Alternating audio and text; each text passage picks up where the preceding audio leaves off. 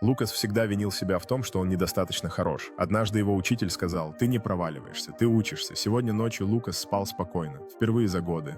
На следующий день Лукас решил сделать шаг вперед. Он вышел на улицу, где дети играли в баскетбол, и почувствовал желание присоединиться к ним. Лукас стоял на краю площадки, нервничая и наблюдая за игрой. Наконец он собрался с духом и присоединился к игре, его лицо осветилось радостью. Лукас забросил мяч в корзину, и его друзья восторженно закричали. Он почувствовал себя частью команды, разделяя радость с товарищем по команде.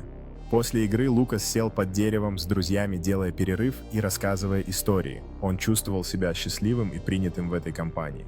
На следующий день в школе Лукас уверенно поднял руку на уроке, демонстрируя новую уверенность в себе. Его одноклассники поддерживали его, создавая атмосферу дружелюбия. По дороге домой Лукас шел с радостью на лице, обсуждая свои успехи с другом. Закат создавал теплую атмосферу вокруг них. Дома Лукас сидел за своим столом с открытым блокнотом, с энтузиазмом записывая свои цели и мечты. Его глаза светились надеждой и амбициями.